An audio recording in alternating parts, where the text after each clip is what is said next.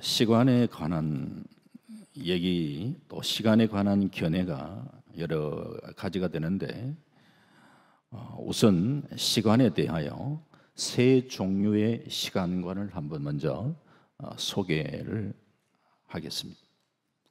첫째가 윤회적인 시간관입니다. 이것은 불교나 힌두교에서 볼 수 있는 시간관입니다. 시간이 돌고 돈다는 것이죠.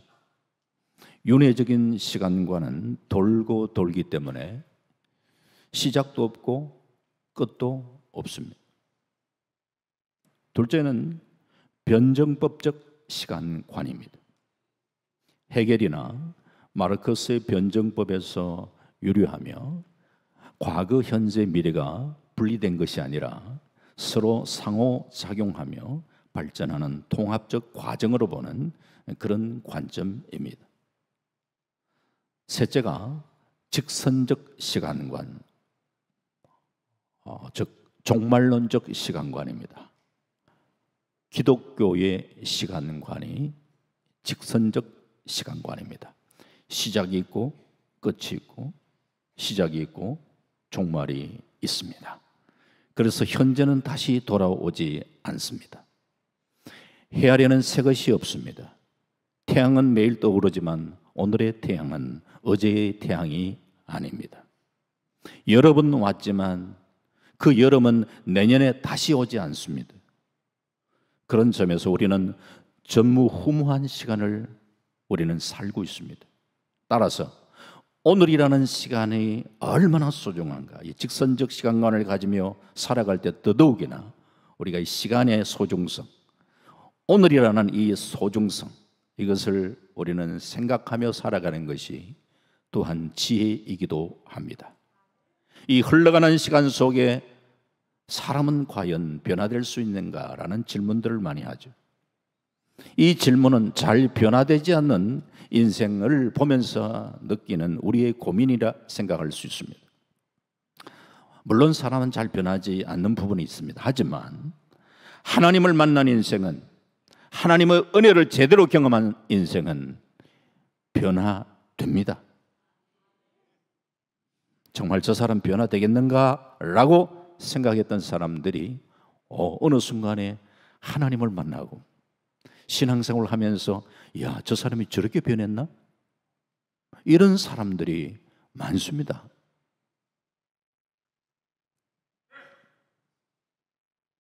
오늘 본문은 우리가 잘 알고 있는 야곱의 인생을 보여주고 있습니다.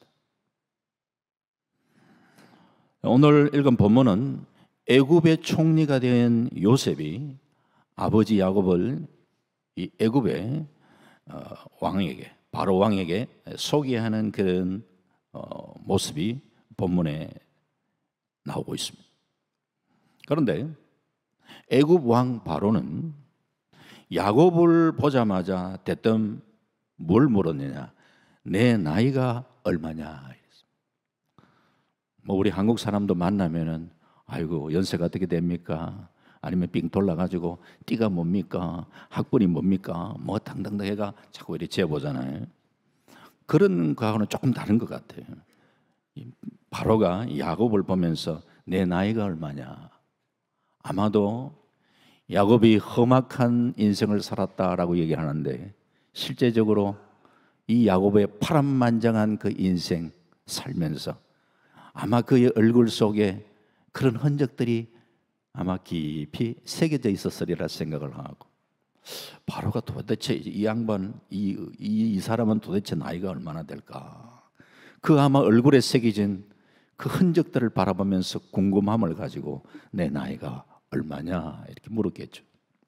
그랬을 때 창세기 47장 9절 말씀에 야곱이 바로에게 아뢰되 내 나그네 길의 세월이 130년이다.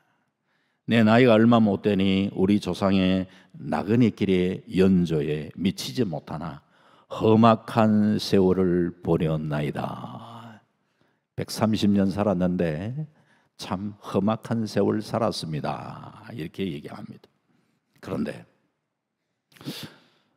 말로는 험악한 세월을 살았다 이렇게 얘기를 하고 그의 얼굴 속에는 아마도 그렇게 험악한 세월 살았던 흔적들이 남아있는 이런 모습을 가지고 있을 것 같은데, 왠지 그의 모습을 가만히 살펴보면은 하나님을 닮아가는 성숙한 모습을 우리가 볼 수 있다는 거예요. 그래서 나그네 인생길을 살아가는 우리들이 오늘 야곱의 인생을 한번 쭉 보면서, 그 야곱의 인생을 한 3단계 정도로 한번 생각을 해보면서 그가 어떻게 변했고 또 우리의 삶은 어떤 삶을 살아야 되겠는가라는 이런 각도에서 한번 살펴보려고 합니다. 첫 번째, 야곱의 초기 인생이죠. 욕심을 따라가는 그런 인생, 욕심을 따라가는 삶. 일찍이 야곱은 쌍둥이 형제 가운데 동생으로 태어났습니다. 형 에서의 발꿈치를 붙들고 태어나 야곱이라 이름 지어졌습니다. 옛 이스라엘의 풍습은 장자, 맏아들의 축복이 엄청납니다. 맏아들에게는 특별한 상속권, 갑절의 상속권, 그리고 축복권이 따릅니다. 야곱은 둘째 아들로 태어났기 때문에 이 상속권과 축복권을 가질 수 없었습니다. 그래서 야곱은 형에게 팥죽 한 그릇으로 장자의 명분을 얻게 되고, 그리고 아버지를 속여서 축복을 쟁취하게 됩니다. 야곱은 자신이 얻고 싶은 것을 위해 수단 방법을 가리지 않고 살았던 사람입니다. 아버지와 형을 속여 축복을 가로챈 일로 가족을 떠나 외삼촌 라반이 살고 있는 밧단 아람으로 피신을 하게 되는데, 그곳에서 많은 시련과 어려움을 겪게 됩니다. 외삼촌 집에 살면서 외삼촌의 딸 라헬을 사랑하게 되고, 이 여자를 얻기 위하여 7년을 수일같이 열심히 일했습니다. 하지만 외삼촌이 자기를 속여서 언니 레아를 첫날 밤에 먼저 주었고, 그래서 라헬을 위하여 다시 7년 일해야 된다고 해서 또 7년 일합니다. 레아와 라헬, 그리고 그 레아와 라헬에게 딸렸던 몸종까지 합해서 아내를 4명이나 얻습니다. 이 4명의 아내를 통하여 12명의 아들을 낳게 됩니다. 많은 자식을 얻었습니다. 외삼촌 라반의 집에서 온갖 방법을 다 써서 많은 재산 모았습니다. 참 그는 악착스럽게 살았습니다. 이런 초기의 야곱의 모습은 본능으로 살아가는 인생의 모습을 보여주고 있습니다. 참 신앙인의 모습이라고 하기보다 그냥 악착스럽게 본능을 따라 살아가는 인간의 모습을 보여주고 있습니다. 누구에게나 본능이 있습니다. 인간의 본능 중에 대표적인 것이 소유욕입니다. 오늘날 많은 사람들이 이 일에 몰두합니다. 출세하고 성공하고 돈 벌고 명예를 얻고 다 뭔가 획득해 보려고 애를 씁니다. 참 세상적인 것을 얻기 위하여 인간의 지혜와 실력과 재능을 막 발휘합니다.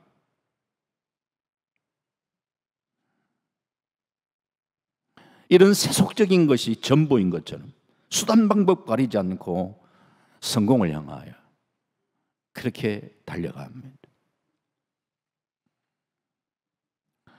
이런 모습은 야곱의 초기의 모습과 그냥 비슷하다 이런 말씀이죠. 물론 이렇게 살아도 어느 정도의 즐거움과 만족은 누릴 수 있겠지만, 그런 삶을 살다 보면 많은 시련과 고난이 다가옵니다. 야곱 역시 그런 삶을 살면서 시련도 겪고 고난도 겪었습니다. 신앙의 사람은 우리가 좀 달라야죠. 한때 릭 워렌 목사님이 지으신 목적이 이끄는 삶이라는 책이 베스트셀러에 올랐던 적이 있었습니다. 어떤 목사님이 이런 말씀하셨습니다. 릭 워렌 목사님이 그런 책을 쓰셨다 하는 것도 중요하지만 그 책이 베스트셀러가 되었다는 게 왜 기쁘다. 왜 그러냐 하면은 사람들의 관심이 아직도 세상의 욕심이 아니라 뭔가 우리가 왜 살아야 되는지 분명한 목적을 알기를 원하는 그런 욕구가 있다는 이 사실, 이것이 사회의 희망이라고 했습니다. 그렇습니다. 우리는 본능에 따라 살아가는 인생이 아니라 하나님이 원하시는 목적이 뭘까? 이 땅에 우리를 보내신, 이 시대에 보내신 목적이 뭘까? 이것을 찾고 이것을 발견하며 그 하나님의 뜻을 이루어드리는 삶을 우리는 살아갈 수 있어야 될 줄 믿습니다. 급한 것 때문에 소중한 것 놓치지 마시기 바랍니다. 현실적인 것 때문에 영원한 것 놓치지 마시기 바랍니다. 땅의 것 얻느라 하늘의 상급 잃지 마시고, 성공 때문에 가족에게 상처 주고 친구에게 신의를 버리고 하는 이런 일 하지 맙시다. 세상 때문에 교회와 천국을 상실하는 어리석은 삶을 살지 말아야 합니다. 가치와 패러다임을 바꾸며 살아가야 할 때입니다.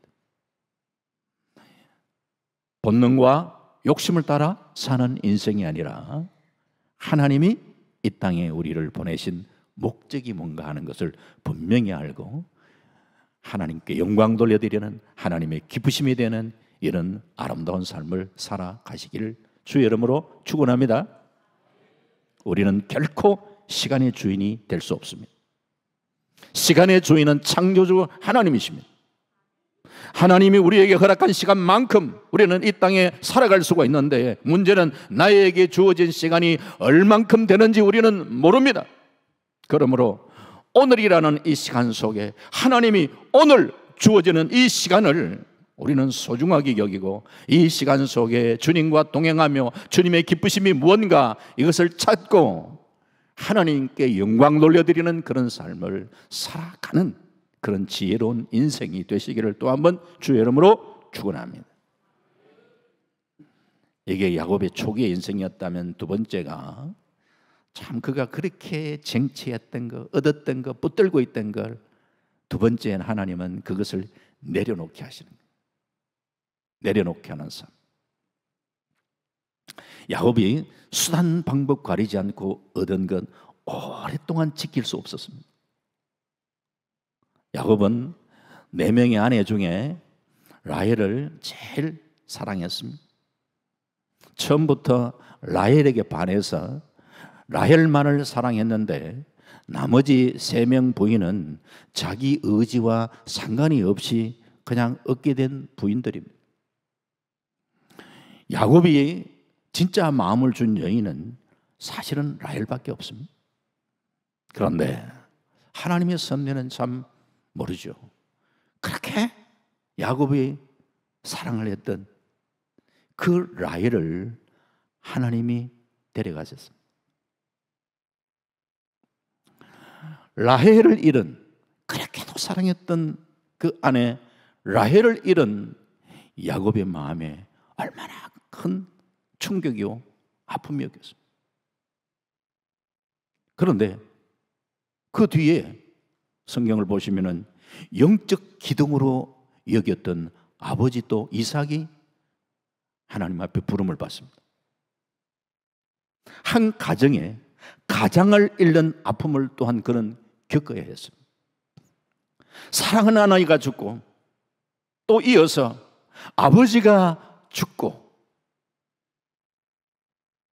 아버지가 돌아가신 그 뒤에 야곱의 인생에서 이제 가장 보물같이 여기는 존재는 누군가? 그것은 요셉입니다. 그래서 12아들 중에서 요셉만큼은 끔찍하게 사랑하고, 요셉 바라보면서 참 먼저 간 사랑하는 아내를 생각하며 그 요셉의 얼굴 속에 스쳐 지나가는 그 사랑하는 그 아내의 얼굴을 바라보면서 요셉에게 남다른 애정을 쏟아부었습니다. 그런데 이 요셉마저 잃게 되는 거예요. 야곱이 그렇게 붙들었던 걸 자꾸 하나님 놓기예요.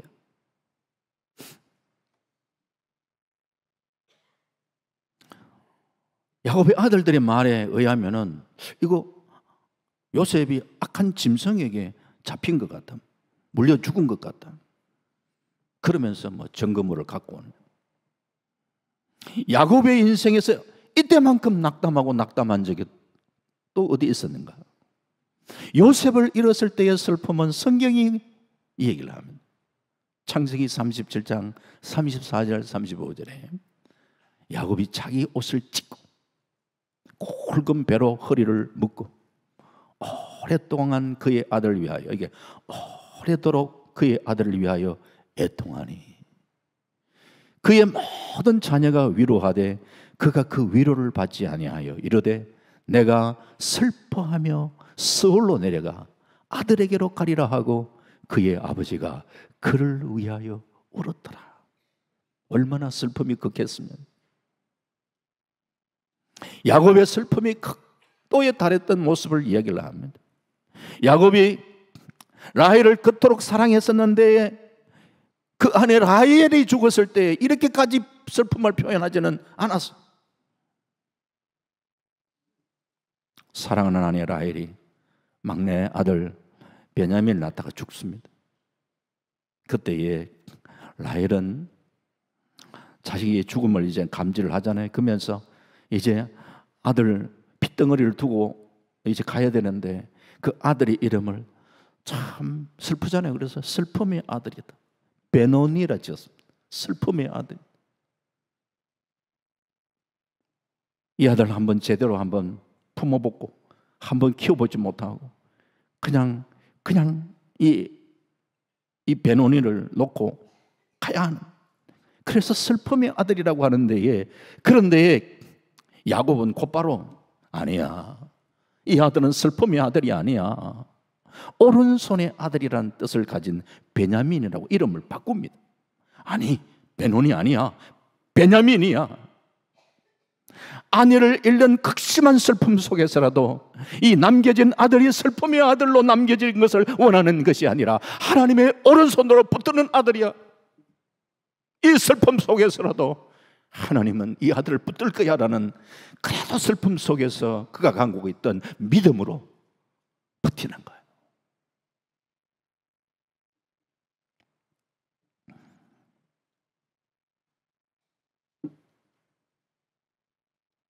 그런데 그렇게 라헬을 떠나보내고 아버지 떠나보내고, 아니 그렇게도 아꼈던, 그렇게도 사랑했던 그 요셉마저도 그렇게 보낼 줄이 어떻게 알았겠습니까? 절규하는 거예요. 야곱은 사랑하는 아들을 계속 잃어야 하는 그런 상황이 그에게 직면하고 있습니다. 가나안에 극심한 기근이 들게 되고 10아들까지 이제 양식 구하기 위해서 애굽에 갑니다. 양식 구하기 위해서 애굽에 가기는 가지만 과연 그 아들이 돌아온다는 보장이 있습니까? 그 기근 가운데 어떻게 길에서 어떤 일을 만날지 예측할 수 없지만, 그러나 살기 위해서는 보내야 돼. 그렇게 해서 돌아왔는데 양식은 구해왔지만서도 막내 베냐민 데려가야 된다는. 이제 야곱에게 있어서는요, 더 이상 놓칠 수 없는 게 베냐민이에요. 라헬을 통해서 나왔던 핏덩이 요셉도 사라졌는데 이제 남은 건 베냐민밖에 없는데 이 베냐민 놓칠 수 없어. 10아들 양식 이제 구하러 가는 그때도 보내지 않고 그렇게 붙들고 있었던 베냐민 데려가야 됩니다. 데려가야 됩니다. 안 된다, 안 된다 했지만 이제 기근은 계속해서 압박을 하고 양식 구해오지 않으면 아예 굶어 죽어야 할 그런 입장이 되니까 야곱이 놀라운 고백을 합니다. 창세기 43장 14절에 이렇게 얘기를 합니다. 전능하신 하나님께서 그 사람 앞에서 너에게 은혜를 베푸사 그 사람으로 너희 다른 형제와 베냐민을 돌려보내게 하시기를 원하노라. 내가 자식을 잃게 되면 이르리로다. 내가 자식을 잃게 되면 이르리로다. 우리는 야곱의 생애에서 그의 가장 극적인 그런 장면을 떠올리라면은 야복강에서 하나님과 씨름했던 야곱을 얘기를 할 텐데, 사실은요 야곱의 인생에 한번 야곱의 인생을 되새겨 보면은 이때만큼 처절했던 적이 있었을까? 그렇게도 사랑하고 그렇게도 붙들고 놓지 않으려고 했던 베냐민을 낳아야 되는 이 야곱의 입의 고백 속에 내가 자식 잃게 되면 이러리라. 참 하나님은 철저하게 그가 붙들고 있던 것을 내려놓게 하신 거예요. 20년에 걸쳐 힘들게 얻은 것 하나하나 내려놓고 극기야 기근으로 인하여 그렇게 붙들고 있던 재산마저도 그냥 뭐 기근 가운데 양식 구하는데 쏟아 부어야 됩니다. 인생의 고난을 겪으면서 자신이 붙들고 있던 것 하나하나 내려놓게 하시고, 그 고난 속에 하나님은 고난 직면하며 자신을 보게 하시는 거예요. 야곱 자신을 보게 하시는 거예요. 우리가 많이 들었던 얘기죠. 자신이 남을 속이다 보니까 자신도 속임을 당하게 됩니다. 아버지를 속인 야곱은 아들로부터 끔찍한 속임을 당했습니다. 그토록 사랑했던 요셉이 사나운 짐승의 밥이 되어 죽었다는 거짓 소식을 듣고서 야곱은 피 묻은 그 옷자락을 부둥켜 안고 얼마나 오랜 세월 울고 울었습니까? 자신이 아버지를 속이는 시간은 잠깐이었고 금방 들통나고 말았지만, 그러나 자식들로부터 속임당했던 그 시간은 20여 년 동안 속고 속았습니다. 멀쩡하게 살아있는 그 아들을 죽은 줄만 알고 20년 세월 그의 가슴에 그 아들을 묻고 얼마나 그는 슬프했냐 말. 사랑하는 여인을 얻기 위해 7년 세월 고생하고 결혼했는데 첫날 밤 보니까 이 아침에 일어나 보니까 신부가 바뀌었대. 외삼촌이 속인 거예요. 자신이 남을 속이는 삶을 살다 보니까 이것이 자기에게 고스란히 돌아오고, 외삼촌 10번씩이나 품삯 주는 것 바꾸면서 거짓말하고, 속이기에 능한 야곱이지만서도 외삼촌 라반은 야곱보다 더한 사람이,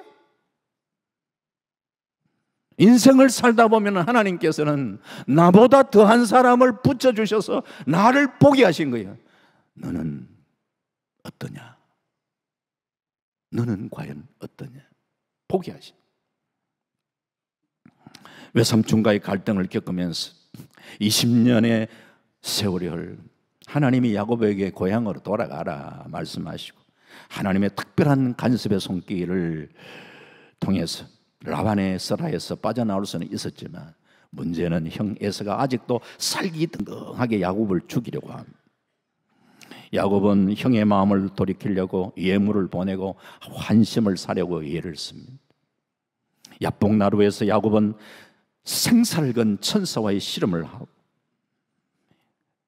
사기꾼에서 하나님과 겨누어 이겼다라는 이스라엘로 이름이 바뀌게 되는 그런 놀라운 은혜를 맛보게 되죠. 하지만 그런 과정 속에 야곱은 천사가 그의 환도뼈를 쳤으니까 다리를 절어야 하는 참 그런 상황이었어요. 저는 어쩌면 그것이 에서가 동생 볼 때의 그 모습 보면서 가슴이 척 내려앉았다 생각합니다. 저 동생 지금까지 내가 20년 동안 그냥 복수해야 되겠다고 그렇게 마음먹었던 이 동생이 말이죠, 아주 그냥 막 참 대단한 모습으로 나타날 줄 알았는데 쩔룩 거리면서 걷는 그 동생의 모습 속에 복수심 싹 이렇게 사라지고 있지 않는가라는 이런 마음 들어요.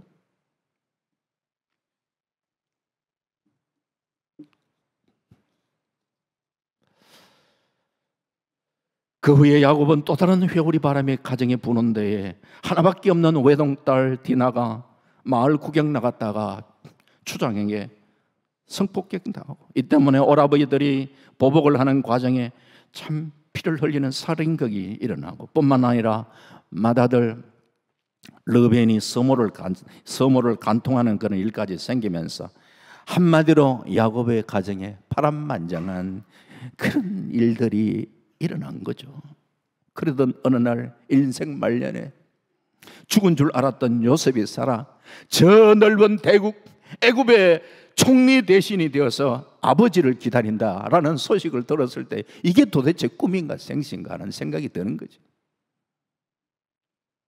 평생 모았던 재산, 끔찍스러운 흉년 2년 지나가면서 거의 막 그냥 재산 얼마나 많이 날랐겠어요. 그러니까 야곱은 서둘러서 70인 권속을 거느리고 애굽 땅으로 가게 돼요. 요셉은 백발이 된 아버지를 보고 목을 안고 울고, 아버지도 아들 요셉을 만난 감격에 그저 부둥켜 얼마나 울었겠어. 20년만. 험한 세상 살아가면서 야곱이 얻은 것, 잃은 것처럼 오늘 우리가 세상을 살아가면서 오늘 우리들도 붙들고 있던 것 때때로 보면은 하나하나 놓기 하실 때가 있다는 거야. 사랑하는 사람을 잃을 때도 있고, 소중하게 내가 여기겠던 것 잃어야 할 때도 있고, 절대로 포기할 수 없다고 했던 것들도 잃을 때가 있어. 야곱의 환도뼈가 깨어지듯이 우리의 육체가 깨어지기도 하고, 내가 가졌던 꿈과 욕망이 산산조각 나기도 하는 그게 인생이란 말이에요. 이런 고난을 겪으면서 오늘 믿음의 사람들이 자신을 어떠해야 할 건가? 그냥 견디는 거로 끝나는 것이 아니라 우리는 이런 고난의 시간들을 보내면서 이것이 하나님의 나를 다루시는 연단으로 수용할 수 있는 성숙함이 우리에게 있어야 되는 거예요. 자, 그러면은 우리에게 다가오는 고난을 연단으로 내가 수용하기 위해서는 내가 간직해야 될 자세가 있습니다. 어떤 자세냐? 우리가 운동하는 가운데 유도 경기가 있습니다. 이 유도 저도 조금 한 배워봤어요. 유도를 배우면은 제일 먼저 하는 게 뭐냐? 낙법 훈련합니다. 낙법 훈련은 뭐냐? 잘 넘어지는 훈련입니다. 넘어졌을 때 크게 다치지 않도록 잘 넘어지는 훈련, 그게 낙법 훈련입니다. 이걸 잘 해야 여러 경기 속에 넘어지고 엎어지고 그럴 때에 크게 다치지 않도록 하는 거죠. 오늘 우리는 신앙생활 할 때에 여러 많은 고난들 우리가 겪을 수 있는데 신앙의 낙법 훈련이 우리에게 필요합니다.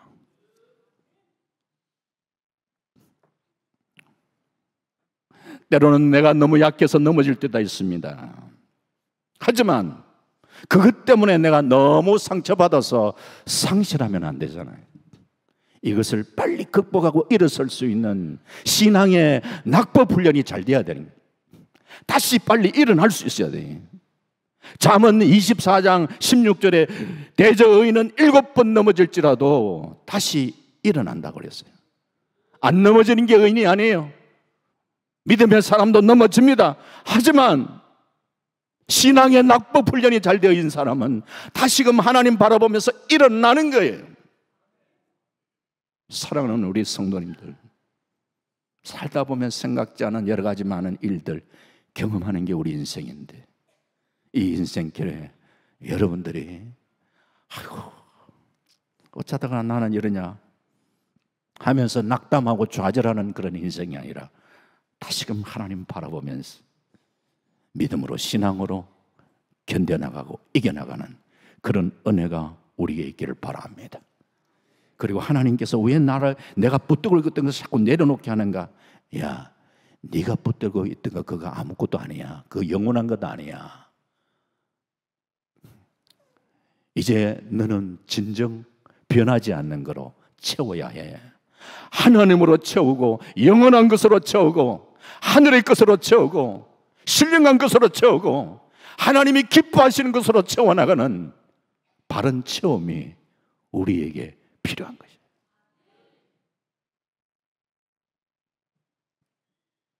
그러면서 마지막 우리의 인생이 바뀌어야 되는데 남을 축복하는 인생으로 바뀌어야 돼요. 야곱은 자신이 가진 걸 잃으면서 성숙해 가고 있습니다. 사람이 자기가 가진 거 잃게 되면 낙심하고 인생을 살 의욕 상실할 때가 있겠죠.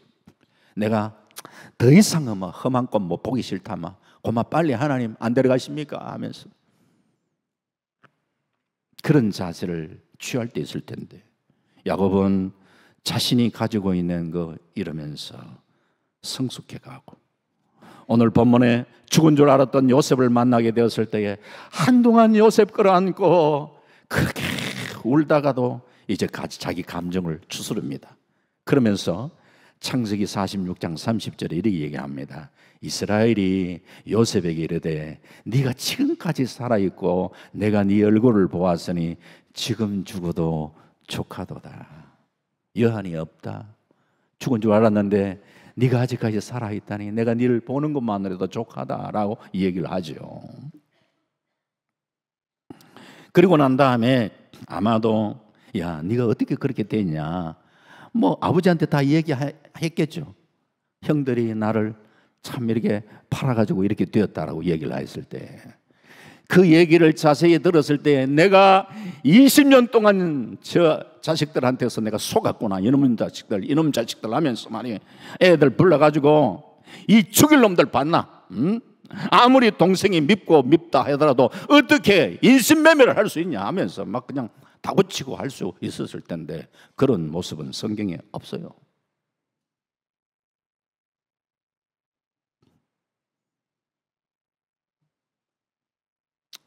야곱이 그런 말을 하지 않고 요셉에게 형들 용서해라, 형들 용서해라는 얘기를 많이 했던 것 같습니다. 왜냐하면 아버지가 죽고 난 다음에 이제 큰일 났다. 동생 요셉이 우리 보복 안 하겠나라고 그렇게 두려워하는 그런 형들, 그 고백들이 뒤에 나오잖아요. 그걸 보면은 야곱은 아들들에게 속았을 때에 저 나쁜 놈들이 아니라 이거 다 내 탓이다. 이거 다 내 탓이다. 참 내가 바로 서지 못했어. 이런 일을 내가 당하지. 그래.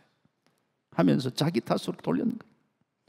그러면서 요셉 보고 형님들 용서해라. 형님들 용서해라. 자신이 용서를 하지 않고 아들들에게 그렇게 얘기할 수 있겠습니까? 자신이 용서가 되었으니까. 아들들 잘못했고 용서가 되었으니까. 야, 니도 형님들 용서해라. 이렇게 말할 수 있었지 않겠습니까? 뿐만 아니라 지금 바로 앞에 야곱이 탁 서 있는데 바로를 보면서 바로를 축복하는 거예요. 히브리서 7장 7절 말씀 이런 얘기를 합니다. 논란의 여지 없이 낮은 자가 높은 자에게서 축복을 받느니라.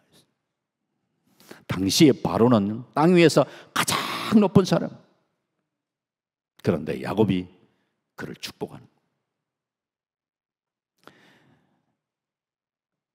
세상의 권세자 앞에 굴복하는 그런 모습이 아니라 아무리 세상의 권세를 가지고 있는 바로 왕이라 할지라도 하나님의 복을 받고 살아야 하는 그런 인생이라는 것을 보고 있었기 때문에 야곱은 바로를 축복하는 거예요. 당신도 하나님의 복을 받아야 됩니다. 하나님의 복을 받을지어다 축복하는 거예요.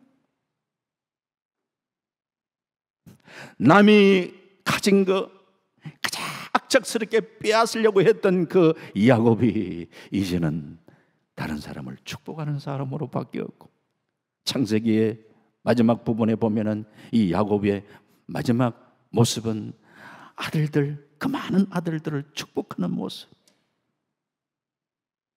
우리도 자녀를 축복하더라도 두 손 들고 축복할 때 그 손은 내가 하나님 앞에 받았던 그 놀라운 은혜와 축복을 경험했던 그 축복의 손을 들고 자녀들을 위하여 기도해 줄 수 있는 복이 있기를 주의 이름으로 축원합니다. 야곱의 생애도 마찬가지. 그의 생애 속에 함께 하셨던 그 하나님의 놀라운 은혜와 축복을 경험했던 야곱이 손을 들어 축복하는 거예요. 오늘 하나님이 저와 여러분을 부르신 삶이 어떤 삶이냐? 축복하는 삶. 남을 축복해 주는 삶을 살아.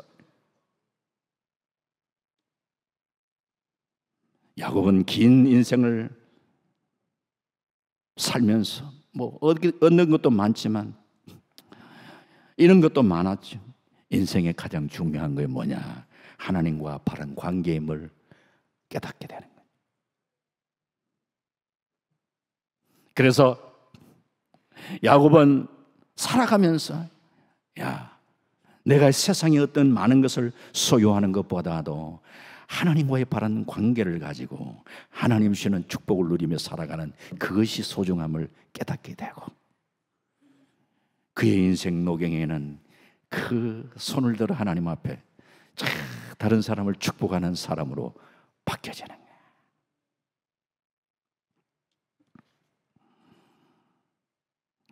오늘 우리의 인생도 이런 인생으로 바뀌어질 수 있기를 바랍니다.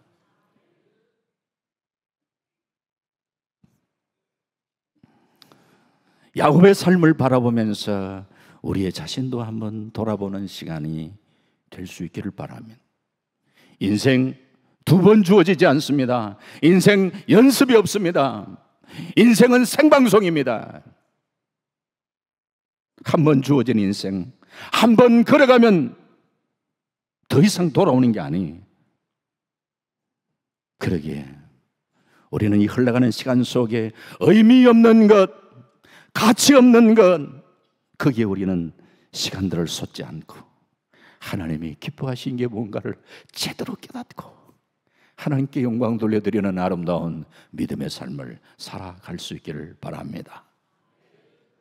하나님보다 더 의지하고 붙들고 있었던 것이 있다면 그냥 내려놓고 하나님 더 의지하며 사시길 바랍니다.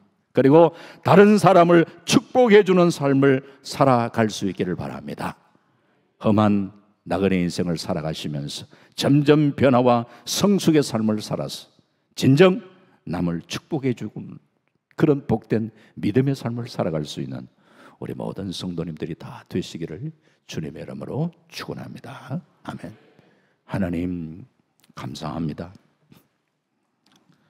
참 야곱의 인생을 보면서 우리의 모습을 봅니다.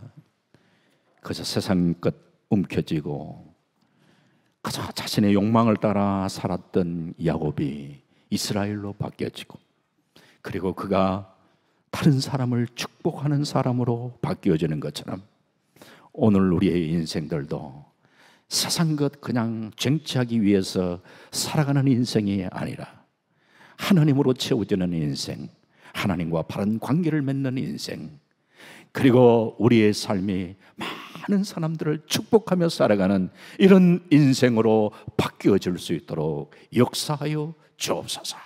감사드리옵고 예수님 이름으로 기도하옵나이다. 아멘.